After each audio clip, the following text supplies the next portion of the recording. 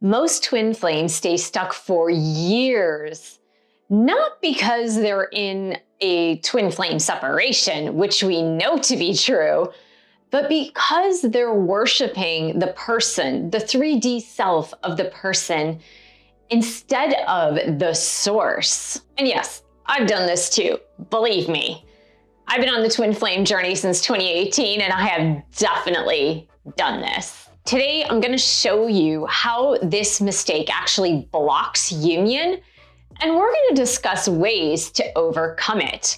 Hi, my name is Michelle Fondin, and welcome to Twin Flame Guidance, where I guide you on a twin flame topic.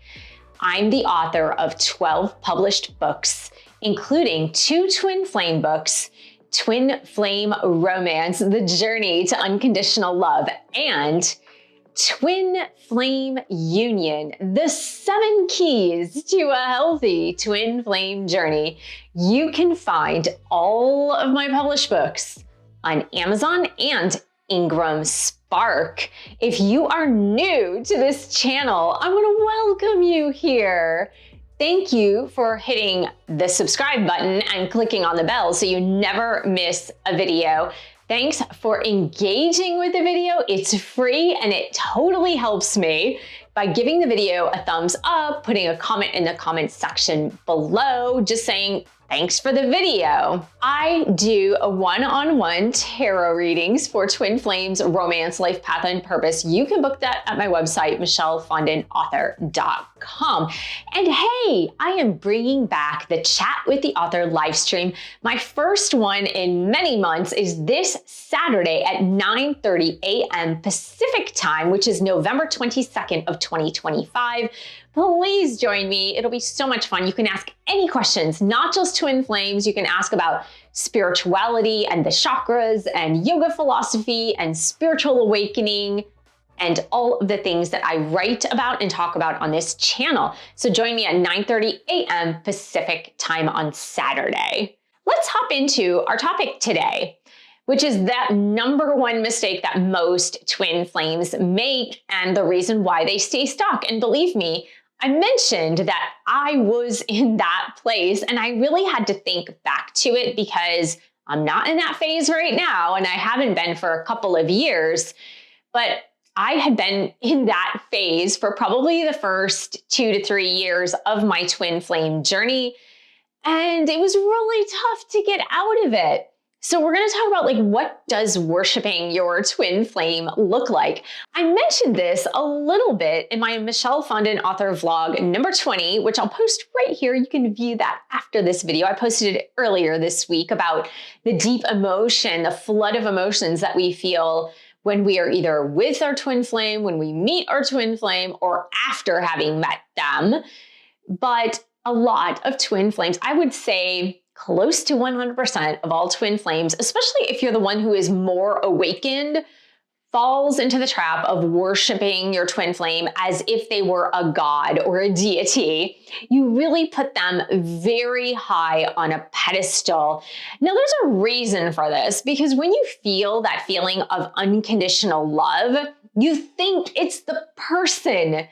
And whether or not this person is indeed perfect for you or perfect in themselves, it causes you to have the soul recognition, which in turn makes you think it's about the person. And so most twin flames are going to put their twin flame up on a pedestal as if they could do no wrong. And you instantly forgive them. You instantly love them unconditionally. You instantly think that they are your source of light. And you instantly feel like you are beneath them in a way because they're usually the runners. So if you are the more awakened one at the beginning of the twin flame journey, you are typically the chaser and they are the runner. It's not always like this, but usually by the time you have put them into that pedestal stage or onto the pedestal and you are worshiping them like a deity, feeling like, oh no, I need to have a text from them, or I need to have some time with them, or I need to have the eye-to-eye contact again so I can feel that welling up of unconditional love. You naturally go into that chasing mode. Another thing that happens with this worshiping is that you put their needs, wants, and desires, as well as the things that they need to do to heal on the twin flame journey, right? I put that in quotes because it's very subjective, right? We think, okay, there's a ton of things we need to do to heal on the twin flame journey, but it is very, very subjective to each individual. So you start to put their needs, wants, and desires and their healing before yours. So you become very outwardly focused because you crave their presence. You crave seeing them again. You crave being in this situation where you feel like they are your source of light. And so you will do anything and everything to have that moment with them again, to have that hit of unconditional love again. And so you're really mistaking them for the source of light. You are really mistaking them as the object of your attention, which they become the object of our attention, right?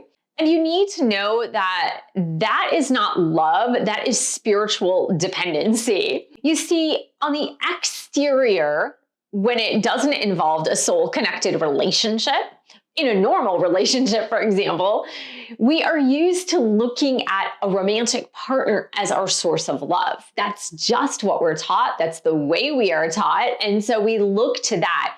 Now, it doesn't mean that human relationships are not necessary, because they are absolutely necessary. We are social beings. We are social creatures. We need other human beings to survive, but they are not the source of light that you have often made them out to be. That takes me to point number 2. Point number 2 is why this mistake prolongs the twin flame separation. Now, if you've been on this twin flame journey for quite some time, because I know I have, and I know a lot of my clients, my coaching clients who have been as well, there is often a prolonged separation period. Now, it doesn't mean that this is a magical formula to end all separation, but you can alleviate some of that tension that causes separation in reversing the big mistake of mistaking them as the source, the God, the person to be worshiped, or the person that is the object of your attention or the object of your desire. The reason is because it creates an imbalance in the connection. So it keeps you in chaser mode, even if you're not actively pursuing them. And that's one thing a lot of my clients are doing that they don't know they're doing, because they might be saying, hey, I'm not really chasing. I'm not texting them. I'm not calling them. I'm not driving by their house. I'm not pursuing them in any way.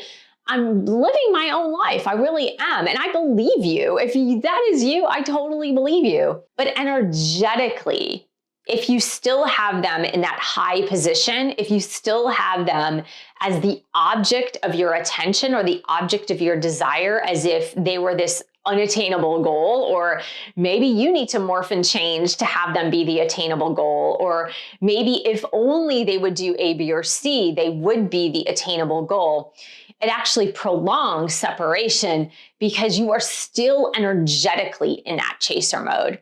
Because anytime there is an exterior object to you that you believe on some level that you cannot attain, or it's impossible to attain, or that the conditions need to be changed so that you can attain that object, that's chasing. That's in chaser mode. Another thing that it does is it elevates the 3D person instead of honoring the 5D connection. So the 5D connection is the spiritual connection. And that is where you and your twin flame are similar, if not the same, right? The same source of soul, if you will, that soul family, that soul connection. And soul integration, which I talk about in key 7 of twin flame union, the 7 keys to a healthy twin flame journey. In key 7, I talk about the key to integration. That can happen on a soul level, meaning your souls can be aligned enough to integrate without the 3D connection being present and in perfect alignment. So when you focus on the 3D physical person as the art of perfection, when you can clearly see on a human level that they may not be healed, they may be stuck in an addiction, they may be stuck in denial, or they may be spiritually closed to the connection on a 3D level, right? When you're clearly seeing that, but you're still trying to chase that object of attention, it only pushes them further away. And it also prolongs the spiritual work that you need to be doing and that your twin flame also needs to be doing on this journey. On an energetic level, you start to attract your twin flame when you're not energetically chasing them anymore.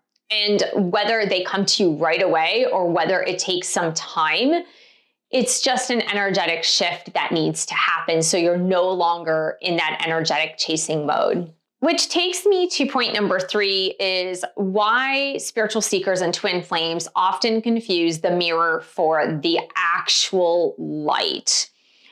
You can seek your whole life long in many things outside of you to come to divine source, right? Which is the source of light within you, right? Because that's where it resides. Most people don't realize this.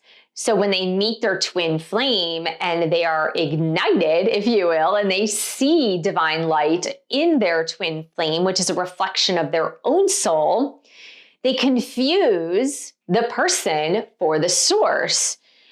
And many spiritual seekers do this as well. As I mentioned in my vlog, a lot of spiritual seekers will do this with teachers, with gurus, with spiritual leaders, right? And that's why a lot of people get into cults, because they look to the leader as being the source of light, rather than the reflection back onto themselves to find their inner light. And so when you go to that source of light, which is in you versus the outside object, the mirroring that we see in another, right? When we see that light in another, we're really seeing the light within ourselves.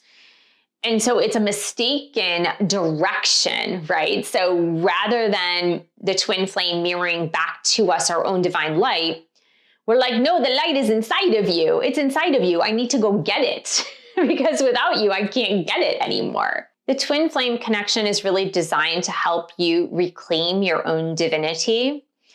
And as I mentioned before, you can come to a spiritual awakening, which awakens you to your higher spiritual self through many means. A twin flame union is only one of those means, right?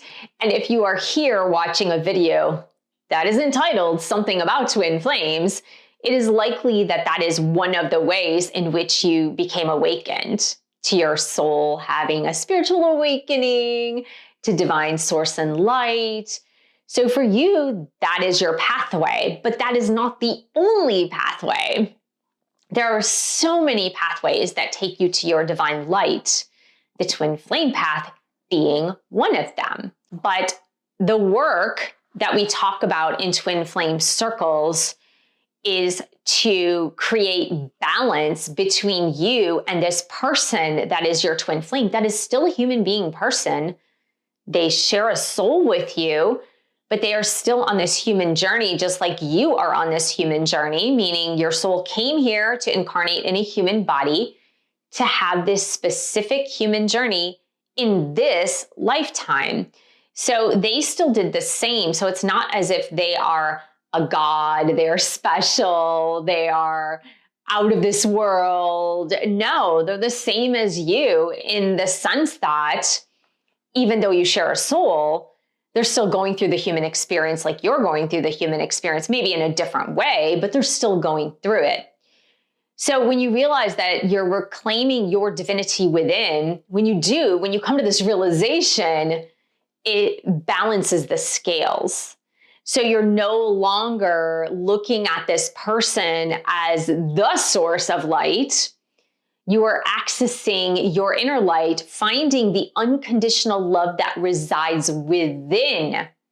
This is a tiny teaser for my new upcoming book for May of 2026. I know it's really early, but I'm writing a book about unconditional self-love. So when you are able to reclaim your divinity, you begin to find the source of unconditional love within. And what that does is it balances the energy between you and your twin flame. And that is the beautiful part, because that is when you start to blossom in so many ways. And that is when your twin flame also has the opportunity to start blossoming. So I'm going to give you an example about something that I did not understand about my twin flame and I when I was literally worshiping him. And, not exteriorly worshiping him, but when I would go home and be by myself and I would be like, oh my God, this man is perfect, even though for all intents and purposes on a human level, definitely not perfect. But I feel like his confusion with the stars in my eyes when I would see him, the confusion for him was that I'm older and I've lived more life than him. I've had different life experiences. For example, I was married, I have 3 kids, I owned a business. When I met him, he had never been married, did not have kids, had not owned his own business. I had already written several books. So he was looking at me as someone who, on a human level, looked very successful, well-traveled, well-lived. And yet I was the person putting him on a pedestal. And for some reason in his head, it just did not make logical sense. And I think that is also what scares the twin flame divine counterparts, because they are tabulating or calculating on a human level, on a real human level, whereas you're calculating on a spiritual level. And so when they're tabulating on a human level, like putting the figures into the calculator, they're like, it just doesn't add up. Why am I on the pedestal? Why am I being worshiped, so to speak? Even if you're not doing it overtly, they can tell that you're worshiping them on some level. So they're tabulating it and they're like, this doesn't make any sense.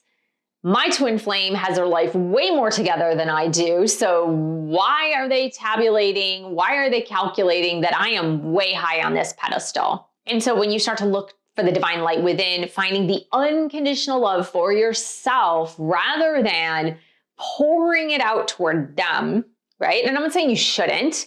I'm just saying you have to have more unconditional love for yourself than you have for others, because then you will have something to give. But if you don't have more unconditional love for yourself than you have for others, then you have nothing to give. When you find the divine light within, start loving yourself unconditionally, you then balance those scales. And so it makes the playing field a lot more even, a lot more equal. And with this equality, and this is my next point, and with this equality comes a lot more compassion for your twin flame on their specific journey as a human journey, right? And a spiritual journey, but like also on their human journey. You have a lot more compassion, because if you are loving yourself unconditionally, if you are respecting yourself unconditionally, then there's no impatience, because it's not as if you need them to get their act together in order for you to feel better about yourself, because that's no longer the case.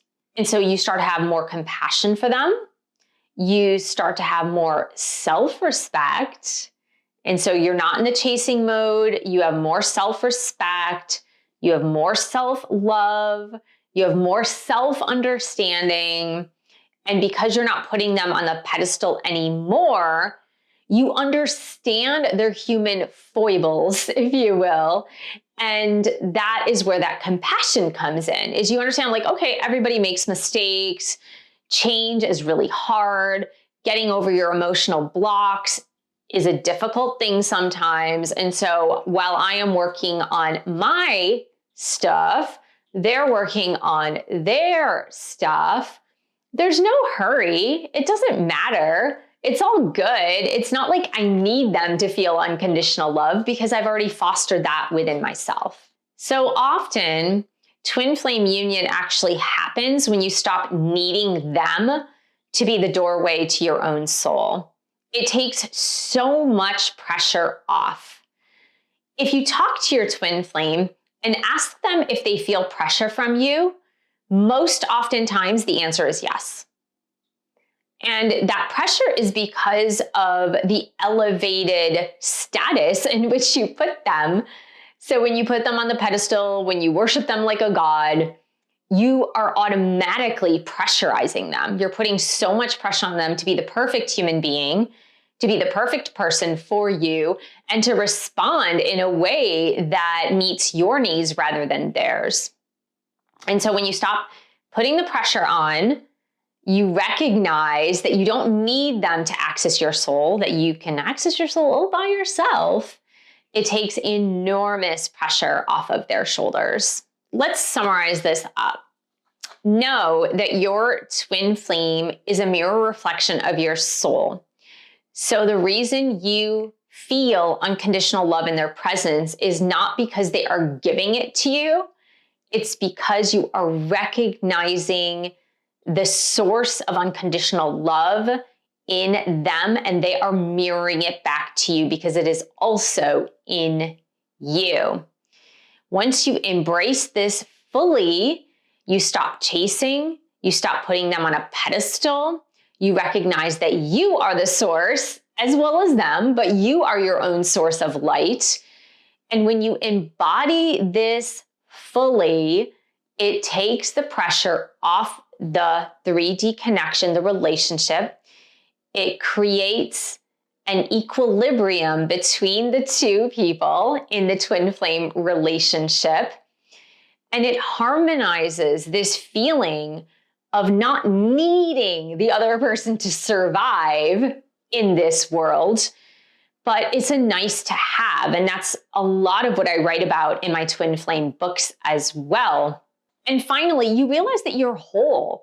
The mistake that most twin flames make is that without my divine counterpart, I am not whole. Nothing could be further from the truth. You are already whole. The twin flame union does not make you whole. You are already whole. It's not this person that's gonna complete something in you or complete the puzzle piece and make you whole. You are already whole. And it is that which becomes the gravitational pull to bring you guys back together. So once you realize that you've got the formula, you just then have to put that into practice. So if this video helped you to get out of worshiping mode and into seeing divine source within yourself, and you would like to know how to work through the work in order to maintain that, I invite you to join my Twin Flame Bootcamps. Bootcamp number 1 is about the Twin Flame journey and how to navigate it exactly. Twin Flame Bootcamp number 2 is about the healing process, the work that we do on the Twin Flame journey. And for the Black Friday celebration after Thanksgiving, which is an American holiday if you're viewing this from elsewhere, but I think other countries have adopted Black Friday as well. With the promo code AWAKEN2025, you can take 20% off your entire cart for my courses.